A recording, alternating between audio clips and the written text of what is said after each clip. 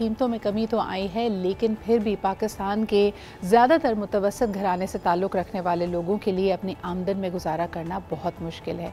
यही वजह है कि एक आम आदमी अपने आप को कर्ज़े के बोझ तले दबा हुआ पाता है और कई ऐसे शिकंजों में पड़ जाता है जो शायद उसके लिए और उसकी ज़िंदगी, उसकी मेंटल वेलबींग के लिए भी बहुत ज़्यादा नेगेटिव इम्पैक्ट छोड़ के जाती है। आपको बताते चले कि गुज़िश्ता रोज़ ऑनलाइन इस तरह की लोन सर्विसेज के हत्थे चढ़कर और उनके ज़दोकोब और उनकी जिस तरह का दिमाग उन पर दबाव डाला गया, एक शख्स अपनी ज़िंदगी की बाजी हार गया। 42 साल के इस शख्स ने अपने बीवी बच्चों और सबकी परवाह करते हुए, लेकिन क्योंकि कर्ज़े का तकाज़ा जो वो वापस करने का तकाज़ा इतना शदीद था, उस प्रेशर की ताब ना लाकर इन्होंने ख़ुदकुशी कर ली। इस वक्त हम देखते हैं कि इस तरह की तमाम सर्विसेज जो इन लोगों को ट्रैप करती हैं और फिर लोगों के लिए मुश्किलात का बायस बनती हैं, उनके लिए एक क्रैकडाउन जारी है। FIA इसमें पेश है। इस वक्त हमारे साथ मौजूद हैं the former additional director of FIA cyber crime जनाब सजादा मुस्तफ़ा बाजवा साहब। उनसे पूछते हैं सजाद साहब से कि किस तरह इन पे क्रैकडाउन किया जा रहा है and why were they allowed to operate in the first place. ये लॉ एंड ऑर्डर, FIA और हमारे कवानीन की से आंख बचाकर ऑपरेट कैसे कर पा रहे थे। अस्सलाम वालेकुम सजाद साहब।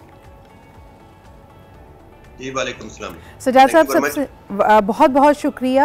हम देखते हैं कि गवर्नर सिंध कामरान तसोरी साहब ने सिंध प्राइवेट लोन्स बिल 2020 किया है और उसके बाद इस तरह की तमाम लोन एप्लीकेशंस के ख़िलाफ़ क्रैकडाउन ऑपरेशन जारी है। क्या इससे पहले कि ये किसी भी दायरा कानून में नहीं आते थे, इनकी ऑपरेशंस गैर कानूनी नहीं थी? देखें, सबसे जो बेसिक रिस्पॉन्सिबिलिटी है इसमें वो स्टेट बैंक और SCCP की है जी। कि जो इस SCCP ने ये कंपनियां कुछ अनरजिस्टर्ड थी और कुछ रजिस्टर्ड थी जी। जो रजिस्टर्ड थी उसमें भी कोई प्रॉपर जो प्रोसीजर जो है वो ना तो बनाया गया और ना अडॉप्ट किया गया। सबसे पहला काम था कि ये कंपनी का ना कोई बैकग्राउंड चेक है, ना चेक है, लोकल फॉरेनर्स हैं, फॉरेनर्स आ रहे हैं, ना एम्बेसी से वेरीफाइड है, ना वो पाकिस्तानी जो फॉरेन अफेयर्स है मिनिस्ट्री है उससे वेरीफाइड है। फिर ये रजिस्टर हो गई हैं, फिर इनका कोई फाइनेंशियल सेटअप नहीं प्रॉपर चेक किया गया। फिर उसके बाद अगर आपने इनको अलाउ किया है तो कोई इनका इंटरेस्ट रेट जो है उनको रेगुलेट नहीं किया गया कि कितना चार्ज कर सकते हैं, कितना नहीं कर सकते। अब ये SCCP और स्टेट बैंक दोनों इसमें जिम्मेदार हैं कि उनको बैंकिंग की इजाजत देती है जी, और आप उनका जो इंटरेस्ट रेट है वो रेगुलेट नहीं किया। फिर अगला स्टेप था कि अगर फिर रेगुलेट नहीं किया, जब रेगुलेट नहीं किया तो उसको जरा मॉनिटर कैसे करेंगे अगर, और फिर इसमें भी बड़ा इसमें पैसा इस्तेमाल हुआ। दूसरा आ गया कि फिर उसके बाद आता है PTA का और FIA का रोल। PTA का काम है कि अगर ऐसी कोई इलीगल जो साइट्स हैं या कोई एप्स हैं वो चल रही हैं तो उसको फौरन ब्लॉक करें, उनको बैन करें। और FIA का काम है कि अगर ऐसी कोई इलीगल काम हो रहा है, हरासमेंट हो रही है, ब्लैकमेलिंग हो रही है, कर्से से चल रही है, ये आज पहला वाकया नहीं है, इससे पहले भी है। FIA साइबर क्राइम के पास भी कंप्लेंट्स हैं और इनको प्रोएक्टिव होके इस पे इनिशियल स्टेज पे ही अगर रिएक्शन लेते तो ये शायद इतना इस नौबत तक लोग ना पहुंचते और खुदकुशी की तरफ ना जाते। अच्छा सजाद साहब, आप समझते हैं कि मैं इसका ओवरव्यू देखती हूँ तो ये बहुत छोटे कर्जे थे और यकीनन ये इस तरह के एक स्ट्रैटा को इसमें इंगेज किया जा रहा है जो शायद अपने कानूनी जो उनके हुकूक है उनको नहीं जानते। इनमें से कोई भी शख्स इन्होंने कानून का दरवाज़ा नहीं खटखटाया। जिन लोगों को प्रेशराइज़ किया जा रहा है, जिन्होंने लोन लिया, क्या वो सब के सब अपनी गलती समझते हैं कि जी हमने लोन लिया तो हमने वापस करना है, या इनमें से किसी ने किसी तरह की कानूनी कार्रवाई की, इनके खिलाफ कोई पुलिस में FIA में कंप्लेंट दायर कराई थी? देखिए, इस केस में तो नहीं, लेकिन लोगों ने कंप्लेंट दर्ज करवाई है। साइबर क्राइम के पास इस तरह की कंप्लेंट्स आ रही थी अरसा से, और इन ऐप्स के खिलाफ उस तरह जब पहली कंप्लेंट है, दूसरी है, तो फौरन इन ऐसी ऐप्स के खिलाफ कार्रवाई करनी चाहिए थी, वो नहीं हुई। अब दूसरा है कि इसमें जो लोग इसमें फंस गए कि एक ऐप आ गई है और अक्सर ऐप्स पे ऊपर लिखा है कि ये SCCP सही है, सर्टिफाइड है, रजिस्टर्ड है, आप उसमें वेरीफाई कर सकते हैं। इस तरह की एडवर्टाइजमेंट भी है। अब ये ऐप्स का क्या खेल है, एक ही ग्रुप बना हुआ है और इस ग्रुप ने वो 4-5 ऐप्स बनाई हुई है। पहली ऐप जो है वो देती है उनको लोन देती है और आसान शराइत पे उनको देती है। इसमें जैसे आप उनकी ऐप डाउनलोड करती हैं तो आपका डाटा सारा हैक हो जाता है, आपकी ऑडियो, वीडियो, पिक्चर, आपकी कॉन्टेक्ट, ये सब कुछ में चले जाता है। जब ये चला जाता है तो फिर वो सबसे पहले ब्लैकमेल क्या करते हैं कि ठीक है, हम अगर आप हमें ये नहीं देंगे तो हम आपके सारे जो कॉन्टैक्ट्स हैं हम उनको ये सारी चीज भेजेंगे, आपकी पिक्चर भेजेंगे, एडिट करके भेजेंगे, और हैरेसमेंट शुरू होती है।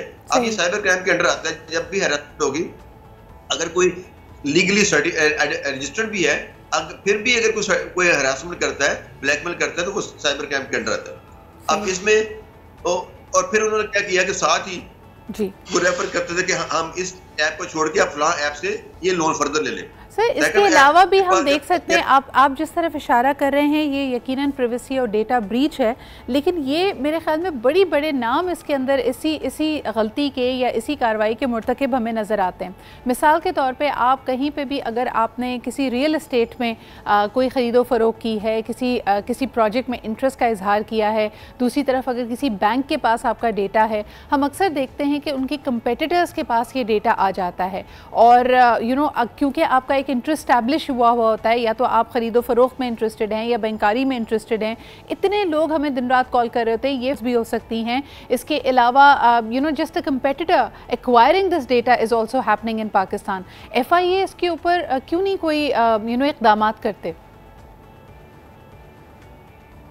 एग्जैक्टली, आपने एक दुरुस्त बात की निशानदेही की है। देखें, पाकिस्तान में एक बहुत बड़ा अलमिया ये है कि हमें अपनी प्राइवेसी का कोई एहसास है, ना किसी गवर्नमेंट लेवल पे, ना किसी इंडिविजुअल लेवल पे, कि आपकी प्राइवेसी कितनी इंपॉर्टेंट है और आपके डाटा जो है उसकी इंपॉर्टेंस कितनी इंपॉर्टेंट है जी। आप देखिए कि जब आपके किसी के शख्स के पास, दुनिया में ID कार्ड जो है वो हर बंदा जो उनका उनको देख ही नहीं सकता, लेकिन हमारे यहाँ क्या प्रॉब्लम है कि हम हर स्टोर वाला, हर जो चौकीदार है, उसको भी ID कार्ड की कॉपी देनी पड़ती है। बल्कि आपको ID कार्ड कई बेस पर आप जगह जाएंगे तो आपको ID कार्ड हैंड ओवर करना पड़ता है। अब ID कार्ड किसी ने देख लिया तो इट्स सफिशिएंट कि आपकी आइडेंटिटी देख ली, लेकिन अगर आप बिल्कुल आप सही कह रहे हैं, बल्कि आप मल्टीपल वेंडर से जब डील कर रहे होते हैं, जैसे मिसाल के तौर पे हमें कई इनविटेशंस आती हैं और अगर वो किसी अहम जगह की इनविटेशन है तो आपको सिक्योरिटी क्लियरेंस के लिए कहा जाता है कि आप अपना CNIC दे दें।